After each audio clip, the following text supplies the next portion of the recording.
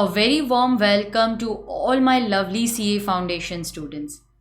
आज तो आपका पूरा दिन इसी में गया होगा ना कि अटेम्प्ट दे या पोस्टपोन करे, क्या करे। देखो स्टूडेंट्स, आपका जो भी डिसीजन है, I am with you. I totally support your decision. अगर आपको जुलाई में देना है या नवंबर में देना है, that is totally your call. But don't forget that I am always there to help you, to support you till the day of your exam. ये 15 डेज चैलेंज हम कंटिन्यू करेंगे क्योंकि ऐसे बहुत सारे स्टूडेंट्स होंगे जो जुलाई अटेम्प्ट देने का सोच रहे हैं. उन्होंने सोचा कि नहीं हमें पोस्टपोन नहीं करना, हमें तो देना ही है. अगर एक भी ऐसा स्टूडेंट होगा ना जो जुलाई में अटेम्प्ट दे रहा है, तो मैं अपनी ये 15 डेज चैलेंज की जो सीरीज़ है वो उसके लिए कंटिन्यू रखूँगी. I will not stop it. Okay, नवंबर में हम फिर से करेंगे. लेकिन मेरा आपको एडवाइस है कि अगर आपने अपना डिसीजन लिया है कि नवंबर में देंगे, तो प्लीज़ ये जो हमने स्टार्ट किया है इसे रोको मत. ये जो 15 डेज चैलेंज है उसे प्लीज़ कंप्लीट करो. देखो, पढ़ना तो है, आप मई में अटेम्प्ट दो या नवंबर में दो, पढ़ना तो है ही ना आपको. So why do you want to just see कि नहीं यार अभी तो 6 महीने और है ना, वी विल स्टडी देन. अच्छा मौका है, आपने आधा सिलेबस कर लिया है, कंटिन्यू करो. Okay, so please don't stop solving these papers, continue and finish your 15 days challenge.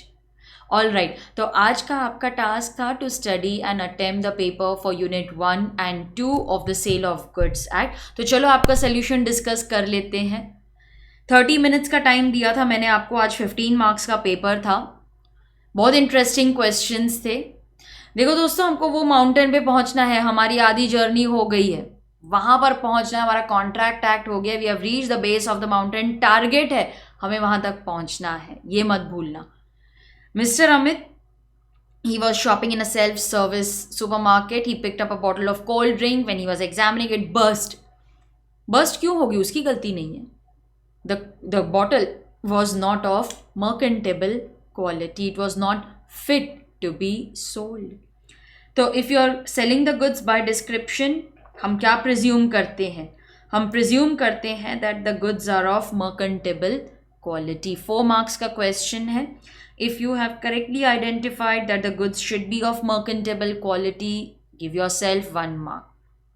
Section 16, अगर आपने लिखा ठीक है, नहीं लिखा तो भी चलेगा.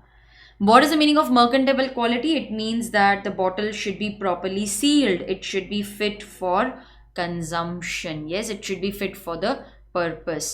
So it exploded in his hand. Amit would succeed in claiming the money from the owner of the shop. क्यों? क्योंकि it was not fit to be sold. Yes.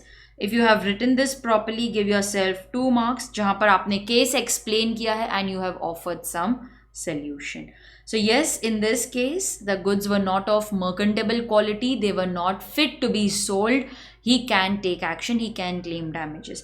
If he has filed a case, तो full price का तो recovery होगा नहीं क्योंकि उसने price pay नहीं किया. was just examining it. Alright. Now, यहाँ पर आप ये नहीं बोल सकते कि it is just invitation to offer. वो तो डिस्प्ले पे था. It's just an offer, contract तो बना ही नहीं. हमें वो सब में नहीं जाना है. You just have to continue thinking that it was not of good quality. Sale of goods act point of view से क्या डिसीजन आएगा. The next question was caveat emptor and its exception. One very important and very frequently asked question in the exam. 5 marks का question है. Majority of the marks will be for explaining the exemptions, तो उस पर आपको ज़्यादा ध्यान देना है. Caveat emptor, let the buyer beware. Sorry, half mark अगर आपने वो लिखा है. Half mark if you have explain caveat emptor. Majority marks will be for exceptions. तो एक्सेप्शन में क्या आएगा? हमने हमारा पर्पस बताया था सेलर को. We relied upon his skill and judgement. उसने जो सजेस्ट किया हमने वो खरीदा. You can't blame the buyer for that. Under all these exceptional cases, seller will be liable. Exceptions to caveat emptor मतलब seller will be liable. Goods are purchased under brand name, patent name. वैसे तो buyer is responsible. तुम अगर मांगते हो, लेकिन अगर हमने हमारा पर्पस सेलर को बताया था, उसके स्किल एंड जजमेंट पे रिलाई किया, ही सजेस्टेड कि ये खरीद लो, ये ब्रांड ले लो, then yes seller can be liable. Description, sample, sale by sample as well as description, यहाँ पर हम आंख बंद करके सेलर पे रिलाई कर देते. अगर गुड्स में कुछ भी डिफेक्ट आता है, देखो हम रीजनेबल एग्जामिनेशन करेंगे. If we have reasonably examine the goods, then if there are hidden defect, seller is liable. लेकिन हमने एग्जामिन ही नहीं किया, then buyer can be held liable. Okay, तो यहाँ पर if the goods are not as per description, they are not as per sample, they are not as per sample as well as description, seller is liable. When there is usage of trade and some trade customs they have annexed, कि नहीं buyer नहीं check करेगा, seller is responsible. ठीक है, seller is liable. There is some misrepresentation or fraud, तो हम buyer को कैसे blame करें इसमें? Seller is liable. अगर आपने ये एक्सेप्शन सही तरीके से लिखे हैं तो आप अपने आप को 4 मार्क्स दे सकते हो. सारे एक्सेप्शंस लिखने हैं. 4 मार्क्स का doesn't mean you have write only 4 points, you have to write all the exceptions in this case. Point wise लिखना है आपको.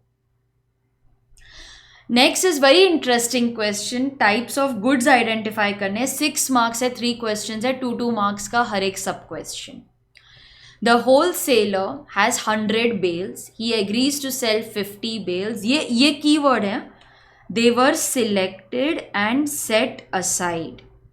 इसका मतलब है जितने भी अनअसर्टेन गुड्स थे उसमें से मैंने सिलेक्ट करके साइड में रख दिए. Now the goods have become ascertained.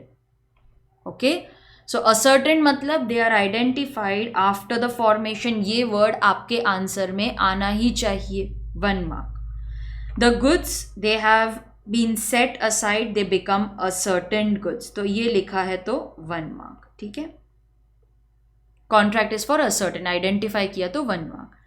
Next is a agrees to sell 1 pack of salt out of 100 packs. अभी तक उसने कुछ साइड में नहीं निकाला है, so they are all unascertain goods. Okay, तो all the 100 are unascertain goods. 2 marks. You have to also explain the question that A agrees to sell 1 packet but he has not yet identified, they are all uncertain goods. Next is T agrees to sell to S all the oranges which will be produced, to be manufactured, to be produced, they are future goods. Agreement to sell. 1 mark if you have written these words. So students, ऐसे आप अपने आप को marks दोगे. ये रहा आपका आज का टास्क. नेक्स्ट टाइम हम क्या करेंगे? नेक्स्ट टास्क के लिए you will prepare with unit 3 and 4. कब मिलेंगे अभी हम? आज मंडे है ना, वेडनेसडे तक का टाइम देती हूँ आपको. 2 यूनिट्स है, 3rd यूनिट थोड़ा बड़ा भी है. कल का टाइम है आपके पास और डे आफ्टर, तो 2 दिन का टाइम मैंने आपको दिया है. लेट्स गो स्लो, हम अच्छे ट्रैक पे जा रहे हैं. We are well in time. 2 दिन का टाइम देती हूँ and I will meet you on Wednesday at 7 PM with the questions and 10 PM हम फिर मिलेंगे विद द सॉल्यूशन.